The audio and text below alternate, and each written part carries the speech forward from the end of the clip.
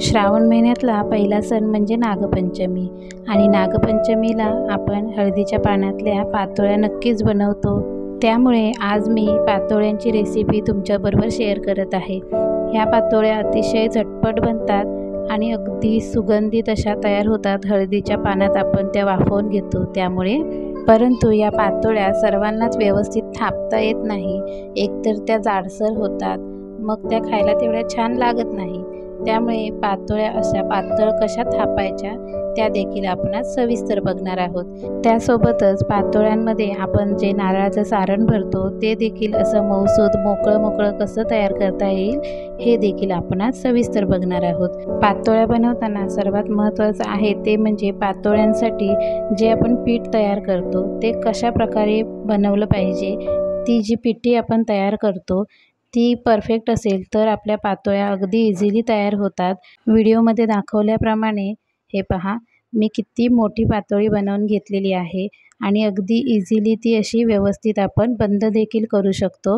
ह्या सर्व टिप्स मी तुमच्यासोबत शेअर करणार आहे, त्यामुळे व्हिडिओ नक्की बघा पूर्ण। सर्वात पहिल्यांदा सारण बनवून घेऊया। एका कढईमध्ये मी चमचाभर साजूक तूप घालून घेतले।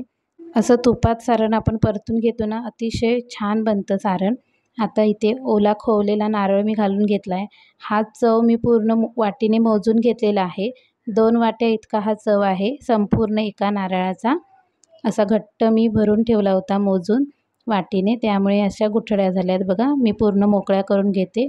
तुपामध्ये पहिल्यांदा हे सारण संपूर्ण असं छान फ्राय करून घ्यायचं आणि नंतर मग आता यामध्ये आपण 2 वाट्या खोबरं घेतलं होतं, म्हणून त्याच वाटीने 1 वाटी इतकं गूळ घेतलेलं आहे। हा सेंद्रिय गूळ आहे, छान लागतो चवीला। मिक्स करून घेऊया छान। आता हे दोन्ही पदार्थ खोबरं आणि गूळ एकजीव होईपर्यंत आपल्याला असं सतत परतत राहायचं आहे। थोडी जाडबुडाची कढई घ्यायची। हे पहा, असं सारण आपल्याला छान एकजीव असं करून घ्यायचं आहे। हे पहा, असं छान एकजीव झालं सारण, एक 4-5 मिनटं सहज लागतात। नंतर मग यामध्ये आपण चमचाभर खसखस घातलेली आहे। खसखस अशी छान मिक्स करून घ्यायची आणि नंतर मग अशी ताजी खलबत्त्यामध्ये कुटलेली जायफळ आणि वेलचीची पूड घालून घ्यायची। समप्रमाणात घ्यायची जायफळ वेलची, खूप छान स्वाद येतो आणि सारण आपलं तयार आहे। आता गॅस बंद करून घेऊया। सारण आपलं थंड होतं आहे तोपर्यंत आपण पिठी बनवून घेऊया। इथे मी 2 वाट्या इतकं पाणी घेणार आहे। पाणी छान असं गरम करून घ्यायचं पहिल्यांदा। थोडीशी पाण्याला उकळ आली की मग आपण यामध्ये चवीपुरतं मीठ घालायचं। कोणत्याही गोड्याच्या पदार्थामध्ये थोडंसं मीठ घातलं तर अजून स्वाद वाढतो पदार्थाचा, म्हणून आता त्याच वाटीने आपण तांदळाचं पीठ घालून घेऊया। 2 वाटी पाणी घेतलं आहे तर 2 वाटी पीठ मी घेणार आहे। एवढ्या प्रमाणात अगदी परफेक्ट अशी पिठी तयार होते, म्हणजेच पीठ तयार होतं आपल्याला पातोळ्यांसाठी। आता ह्याच वाटीने मी सारण देखील बनवताना खोबरं आणि गूळ मोजून घेतलेलं आहे। एवढ्या प्रमाणात अगदी परफेक्ट अशा 10 पातोळ्या तयार होतात मोठमोठ्या। आता ही पिठी थोडा वेळ झाकून ठेवायची। यामुळे काय होईल की आपली पिठी छान अशी खुसखुशीत तयार होते आणि छान अशी मुलायम बनते। आता ही हळदीची पानं मी घेतलेली आहेत। हे पहा, हळदीची पानं मोठी मिळालेली आहेत, त्यामुळे मी ती थोडी कट करून घेणार आहे, म्हणजे पातोळ्या आपल्याला व्यवस्थित भांड्यामध्ये ठेवता येतील।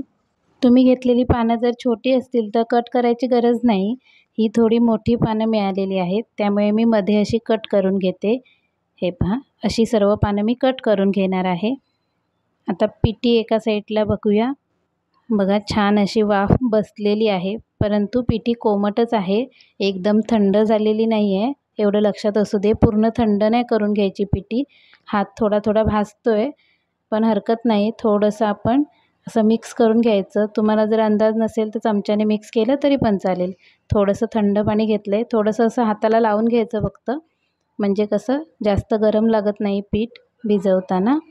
असं छान असं पिठी तयार करून घ्यायची, भिजवून घ्यायची छान मळून छान असं मळून घ्यायचं, म्हणजे कसं व्यवस्थित असं तयार होतं। थोडंसं तूप लावून घेतले म्हणजे नंतर मग आपल्या हाताला पिठी चिकटत नाही। आता पिठी झाली आहे आपली तयार। लक्षात ठेवा, पिठी मळताना अशी मऊसूदच मळायची आहे, म्हणजे गरम मळून घेतली ना पीठ की पिठी मऊसूदच होते. थोडंसं पाणी शिंपडून घ्यायचं असं पानावरती. आता इथे मी मोठ्या पातोळ्या बनवते, त्यामुळे हे पहा थोडा गोळा मोठा घेतला आहे. असं थापून घ्यायचा पाण्याच्या हात लावून आणि असं बोटाने पीठ असं सरकवून घ्यायचं.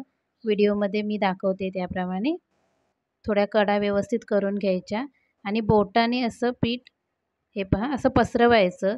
म्हणजे कसं पातोळ्या म्हणजे एकदम पातळ असतात, त्यामुळे हे पहा अगदी व्यवस्थित असं पातळसर असं बनवून घ्यायचं.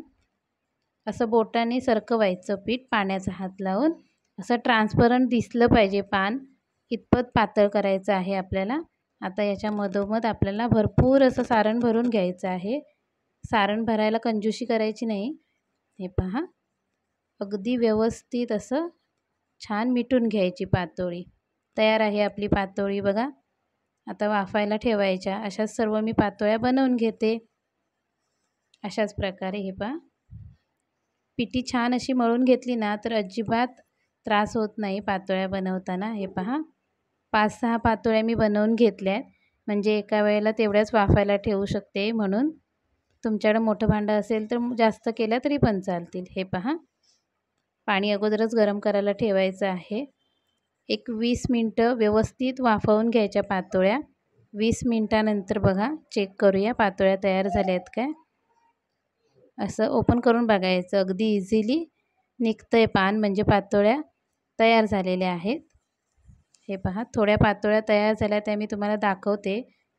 थोड्या गरमच आहेत, अजून थंड झालेल्या नाहीत, पण अगदी सहज निघत आहेत. म्हणजे आपली पिठी अगदी परफेक्ट बनलेली आहे. हे पहा छान अशा खूप सुंदर असा सुगंध येतो या पातोळ्यांना. हळदीच्या पानात आपण वाफवून घेतो ना, त्यामुळे अगदी हलक्या हाताने अशा काढायच्या. बघा किती सुंदर तयार आहेत. ज्या मी 5 पातोळ्या ठेवल्या होत्या त्या तयार झालेल्या आहेत. बाकीच्या पण यामध्ये ठेवते वाफायला, त्या देखील मी तुम्हाला दाखवते बघा. म्हणजे आपल्या सर्व पातोळ्या अगदी व्यवस्थित तयार झालेल्या आहेत. फक्त पिठी व्यवस्थित बनवायची, सारण देखील दाखवल्याप्रमाणे व्यवस्थित बनवायचं. म्हणजे अगदी इझिली नवशिके देखील बनवू शकतात ही रेसिपी. 2-3 मोदक बनवलेत. माझ्या लेकीला मोदक खूप आवडतात, म्हणून आता हे देखील आपण वाफवून घेऊया छान असं. हे पहा या देखील पातोळ्या वाफवून झाल्या आहेत. हे पहा तयार आहेत. अशा प्रकारे आपल्या सर्व पातोळ्या तयार झालेल्या आहेत. कशी वाटली रेसिपी कमेंटमध्ये सांगायला विसरू नका. चॅनलला सबस्क्राईब करा, सपोर्ट करा. तुमच्या सपोर्टशिवाय आपला चॅनल जास्तीत जास्त लोकांपर्यंत पोहोचणार नाही. धन्यवाद.